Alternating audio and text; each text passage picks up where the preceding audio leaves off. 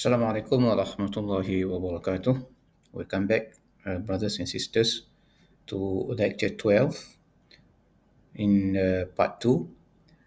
Uh, in part 2, we are going to continue our discussion on Islam and human resource management. Islam encompasses more than just a religion, it is a comprehensive way of life. It guides believers on their commitments to their faith, including their obligations in various aspects of life. In the context of Islam and work, it emphasizes the responsibilities of workers towards their jobs and their employers or employees in general.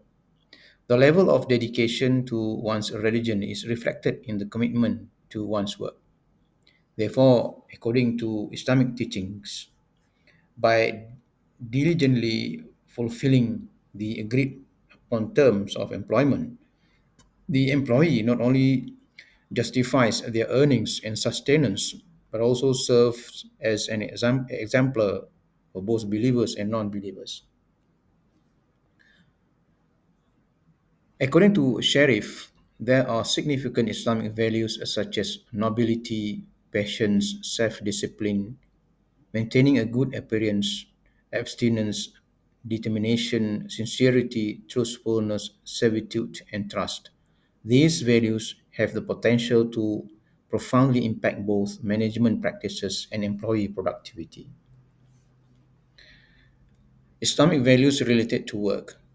Latifi identified the following work related characteristics from an Islamic perspective: recognition of equality before God, individual responsibility with a focus on cooperation with others, prominence of respect and honor for employees, adherence to the principle of equity, acknowledgement of fatalism alongside recognition of personal choice, importance of consultation at all levels of decision making.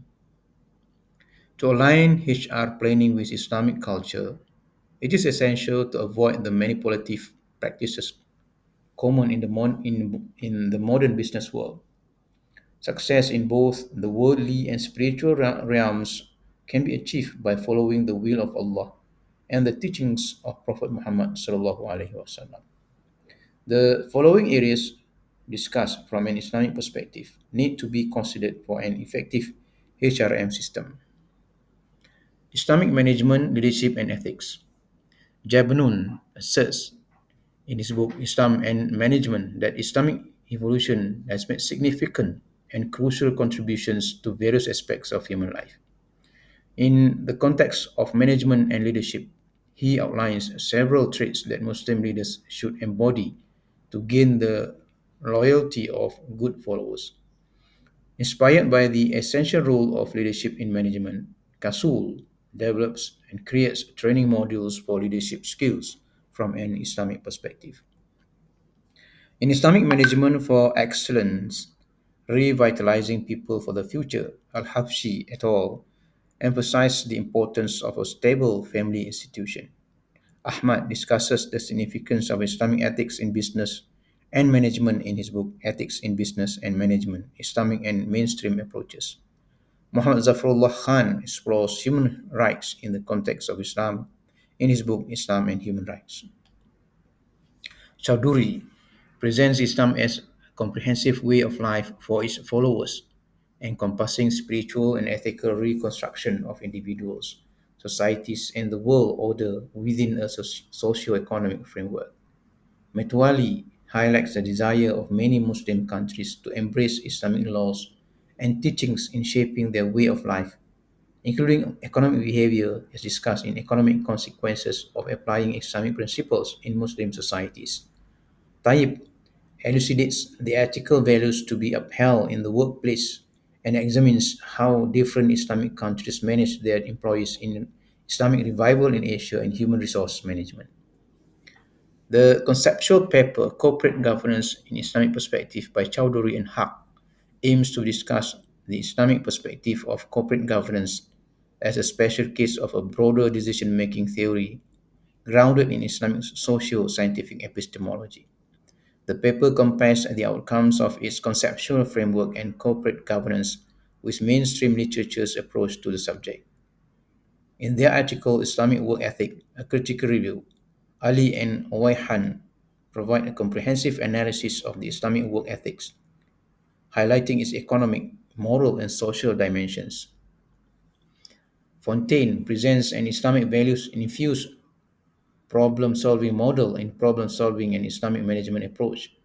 The author notes that while the international business literature has focused primarily on the Quran, the teachings and practices of Prophet Muhammad SAW have received less attention. In the contemporary business world, the primary objective of business managers is often focused on profit generation. In pursuit of materialistic accumulation, they may lose sight of the right path and follow the well trodden route. However, if they break free from this misconception, they will gain a different perspective. They will realize that the material wealth they strive to acquire is temporary, while their good deeds and interactions with others will endure. Following the ethical path guided by the teachings of Allah and Prophet Muhammad SAW will bring them inner peace and help them fulfill the ultimate aim of pleasing God and devout Muslim. Motivated leaders exhibit certain qualities such as clarifying goals, setting objectives, consulting with and respecting their followers, and treating them with kindness, compassion, and fairness. From a spiritual perspective, individuals can be categorized into nafsul ammarah, nafsul lawwama, and nafsul mutmainnah. Nafsul ammarah refers to those who possess negative motivation due to worries, lack of self confidence, and disregard for the rights of others, creating an environment of insecurity for their followers. Nafsul Lawwamah represents motivated individuals who perceive work as challenging, meaningful, and providing opportunities for advancement, learning, and personal growth. Nafsul Mutmainnah reflects a high level of responsibility towards Allah, accompanied by contentment, freedom from fear and anxiety, and job satisfaction. In one of the hadiths, the Prophet Muhammad SAW, individuals are encouraged to cultivate good characteristics and behaviors. This implies that a manager should possess a balanced personality demonstrating strength without aggression, leniency without weakness, and generosity without extravagance. Another hadith highlights the significance of kindness as a form of strength, urging managers to exhibit kindness towards employees, customers, and suppliers. Islam emphasizes the importance of equitable relationship among people, advocating equal rights for all.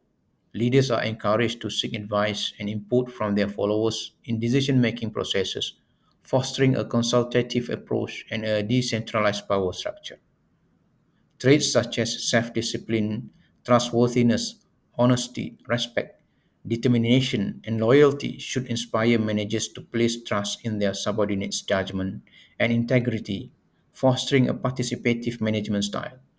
Cooperation, perseverance, and fostering family-like relationships among individuals promote teamwork, mutual support, and enhance productivity within an organization. Trustworthiness is a fundamental attribute expected of all individuals in the fulfillment of their professional, social, political, and economic responsibilities.